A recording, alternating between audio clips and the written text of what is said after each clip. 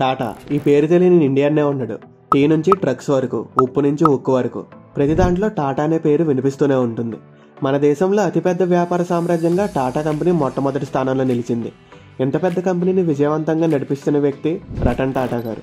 టాటా గారు తన ఆస్తిని డొనేట్ చేయకుండా ఉంటే ఇండియాలోనే కాదు ప్రపంచంలోనే రిచెస్ట్ పర్సన్గా ఉండేవారు. బట్ ఆయన హ్యూమానిటీని చూస్ చేసుకున్నారు.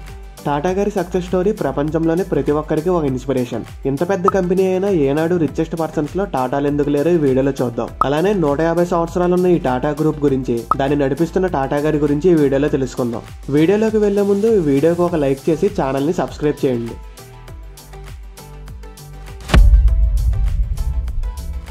టాటా కంపెనీ మొట్టమొదటిగా ఒక కాటన్ మిల్ గా స్టార్ట్ అయింది. 1868లో జంషెడ్జీ టాటా గారు ఈ కంపెనీని స్టార్ట్ చేశారు. అలా తరతరాలుగా చేతులు మారుతూ వచ్చింది. అంతేకాదు మన ఇండియాలోని ఫస్ట్ ఎయిర్లైన్స్ ని స్టార్ట్ చేసింది టాటాలే. ఇప్పుడు ఎయిర్ ఇండియాగా చెప్పుకుంటున్న ఎయిర్లైన్స్ స్టార్టింగ్ లో టాటా ఎయిర్లైన్స్ గా ఉండేది. కానీ సెకండ్ వరల్డ్ వార్ తర్వాత ఈ ఎయిర్లైన్స్ గవర్నమెంట్ చేతిలోకి వెళ్ళిపోయింది. అంతేకాదు మన ఏషియాలోనే మొట్టమొదటి స్టీల్ కంపెనీ, అలానే మన దేశంలోనే మొట్టమొదటి హోటల్ అయిన తాజ్ హోటల్ ని స్థాపించింది టాటాలే. ఇలా మన దేశానికి ఎన్నో కొత్త వ్యాపారాలని పరిచయం చేశారు. రతన్ టాటా గారు 1937 డిసెంబర్ 28న బాంబేలో జన్మించారు. టాటా గారికి 10 ఏళ్ల వయసు ఉన్నప్పుడు వాళ్ళ పేరెంట్స్ విడిపోవడం వల్ల వాళ్ళ నానమ్మ గారి దగ్గర పెరిగారు. అలానే 1955లో Cornell university college of architecture లో టాటా గారు గ్రాడ్యుయేషన్ పూర్తి చేశారు. వన్స్ గ్రాడ్యుయేషన్ అయిన తర్వాత టాటా గారు ఒక లేబర్ గా టాటా స్టీల్ లో పనిచేయడం మొదలుపెట్టి అలా తమ కంపెనీలో ఉన్న ఎంప్లాయీస్ కష్టాలని కల్లారా చూశారు. అయితే 1991లో టాటా గారు టాటా గ్రూప్స్ కి చైర్మన్ అయ్యారు.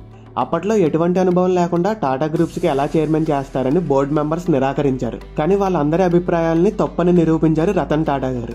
10,000 కోట్లుగా ఉన్న వ్యాపారాన్ని 6 లక్షల కోట్లకు చేర్చారు రతన్ టాటా గారు. అయితే టాటా గారు తన కెరియర్ లో చాలా అవమానాలను ఫేస్ చేశారు. కానీ తిరిగి ఎలా కంబ్యాక్ ఇచ్చారో ఇప్పుడు తెలుసుకుందాం. యూట్యూబ్ లో ఎవరైనా కొత్త క్రియేటర్స్ లో కాస్ట్ లో మంచి థంబ్నెయిల్స్ గురించి చూస్తుంటే స్క్రీన్ పైన కనిపిస్తున్న మెయిల్ ఆర్ వాట్సాప్ నంబర్ కి మెసేజ్ చేయండి. అండ్ నేను పర్సనల్ గా లో కాస్ట్ లో థంబ్నెయిల్స్ ఇక్కడే చేయించుకుంటున్నా. ఇంట్రెస్ట్ ఉన్న వాళ్ళు ఇక్కడ కనిపిస్తున్న నెంబర్కి వాట్సాప్ చేయండి. అలానే నెంబర్ డిస్క్రిప్షన్లో కూడా ప్రొవైడ్ చేస్తా. ఇంట్రెస్ట్ ఉన్న వాళ్ళు ఒకసారి చెక్ చేయండి. ఇండియాలో తక్కువ కాస్ట్కి కారు తీసుకురావాలనేది టాటా గారి డ్రీమ్. 1998లో టాటా ఇండికా కార్ని న్యూ ఇయర్ సందర్భంగా మార్కెట్లోకి తీసుకువచ్చారు. అప్పట్లో ఈ కార్ ప్రైస్ 2.6 lakhs. బట్ క్వాలిటీలో చాలా బెస్ట్. ఆ కార్ మార్కెట్లోకి రాగానే 1 lakh బుకింగ్స్ వచ్చాయంట. కానీ ఆటోమొబైల్ ఇండస్ట్రీ అనేది చాలా కాంపిటీషన్ ఉన్న ఇండస్ట్రీ. అందరూ క్వాలిటీ కంటే లుక్స్ అండ్ చీప్ గా ఉండడానికి ఎక్కువ ప్రిఫరెన్స్ ఇచ్చేవారు. సో ఆటోమేటిక్ గా ఈ కార్ సేల్స్ తగ్గిపోవడం మొదలు పెట్టాయి. ఇలా తగ్గిపోవడం వల్ల టాటా గ్రూప్ లో ఉన్న board members and Ratan Tata గారు టాటా కంపెనీని 1999లో ఫార్డ్ కి అమ్మేద్దామని ఫిక్స్ అయ్యారు. సో అందుకని వాళ్ళు డెట్రాయిట్ లో ఉన్న ఫార్డ్ కంపెనీకి వెళ్లి చైర్మన్ అయిన బిల్ ఫార్డ్ ని కలిశారు. ఈ మీటింగ్ దాదాపు 3 hours జరిగిందంట. అయితే ఈ మీటింగ్ లో బిల్ ఫార్డ్ టాటా గారిని అవమానించారు.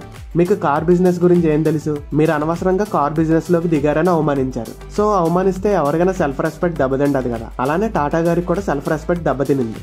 టాటా కంపెనీని అమ్మకూడదని డిసైడ్ అయ్యారు. అప్పటి నుంచి ఆయన ఫోకస్ అంతా టాటా మోటార్స్ మీద పెట్టారు. అలా 9 సంవత్సరాలు కష్టపడిన తర్వాత 2008లో టాటా మోటార్స్ ప్రాఫిట్ లోకి వచ్చింది. అండ్ అదే టైంలో ఫార్డ్ కంపెనీ దివాలా తీసే పొజిషన్ కు వచ్చింది. సో ఇదే మంచి టైం అనుకొని ఫార్డ్ కంపెనీలో ఉన్న ఐకానిక్ బ్రాండ్స్ అయిన land rover and jaguar brands ని $2.3 million పెట్టి కొన్నారు. అండ్ వీటిని కొన్నాక టాటా గ్రూప్ లోనే ఒక సక్సెస్ఫుల్ బ్రాండ్స్ గా మార్చారు ఆయన. ఈ విధంగా ఎవరైతే తనని అవమానించారో వాళ్ళని తన కాళ్ళ దగ్గరికి వచ్చేలా చేశారు రతన్ టాటా గారు. మీరు ఇంకా ఈ వీడియోని లైక్ చేయకపోతే మా కష్టాన్ని గుర్తించి ఈ వీడియోకి ఒక లైక్ చేయండి. సో ఈ వీడియో మరికొందరికి రీచ్ అవుతుంది. అలానే సబ్స్క్రైబ్ చేసుకోండి. అండ్ సెకండ్లీ టాటా నానోని బిల్డ్ చేయడానికి ఒక పెద్ద రీజనే ఉంది. టాటా గారు ఒకసారి బయటికి వెళ్తున్నప్పుడు తన కార్ డ్రైవర్ రాంగ్ రూట్ లో వస్తున్న ఒక బైక్ ని గుద్దేశారంట. బట్ లకీలీ ఆ కార్ డ్రైవర్ కంట్రోల్ చేయడం వల్ల గుద్దిన వాళ్ళకి ఏం కాలేదు. కానీ ఈ విషయం టాటా గారిని బాగా ఆలోచించేలా చేసింది. పేద మధ్య తరగతి వాళ్ళు కూడా ఎఫర్ట్ చేయగలిగేలా ఒక కార్ ని తయారు చేయాలనుకున్నారు. అందులోంచి వచ్చిన ఆలోచనే Tata nano. Indian car market లో ఒక హైప్ తెచ్చిన కార్ ఇది. ఇంజనీర్స్ ₹1,00,000 కార్ తయారు చేయడం కుదరదని చెప్పారు. అయినా టాటా గారు వెళ్ళలేదు. ధైర్యంగా ముందడుగు వేసి ప్రపంచాన్ని ఆశ్చర్యపరిచేలా ₹1,00,000 నానో కార్ ని లాంచ్ చేసి చూపించారు. అండ్ కొన్ని కారణాల వల్ల ఈ కార్ ఫెయిల్ అయినా ఆయన డ్రీమ్ మాత్రం ఆగలేదు. నెక్స్ట్ వచ్చేసి టాటా గారి హ్యూమానిటీ. 2008లో ఏం ఆలోచించకుండా అటాక్ జరిగిన ప్లేస్ కి వచ్చేసారు. అలానే అందులో గాయపడిన స్టాఫ్ మెంబర్స్ కి జాబ్స్ ఎక్కడికి పోవు, మీరు పూర్తిగా క్యూర్ అయ్యాకనే రండి, అంతవరకు మీకు ప్రతి నెల జీతం వస్తుందని భరోసా ఇచ్చారంట. అండ్ ఆ ఇన్సిడెంట్ లో ఫ్యామిలీ మెంబర్స్ కి ప్రతి ఒక్కరికి ఫైనాన్షియల్ అష్యూరెన్స్ ఇచ్చి ఫ్యామిలీ బాధ్యతను తీసుకున్నారంట. అంతేకాదు తాజ్ హోటల్ చుట్టూ ఉండే చిన్న షాప్స్ అండ్ స్ట్రీట్ వెండర్స్ కూడా హెల్ప్ చేశారు. అసలు స్ట్రీట్ వెండర్స్ కి హెల్ప్ చేయాల్సిన అవసరమే ఆయనకి లేదు. కానీ ఇక్కడే ఆయన హ్యూమానిటీ ఏంటో మనకు అర్థమవుతుంది. అండ్ ఈ ఇన్సిడెంట్ జరిగిన 2 వీక్స్లోనే టాటా గారు టాటా ట్రస్ట్ని స్టార్ట్ చేసి ఈ ఇన్సిడెంట్ ద్వారా గాయపడిన ఇండియన్ సిటిజన్స్కి టాటా ట్రస్ట్ నుంచి సహాయం పొందేలా చూసుకున్నారు. అంతేకాదు ఆయన సంపాదనలో 66% టాటా ట్రస్ట్కి వెళ్తుంది.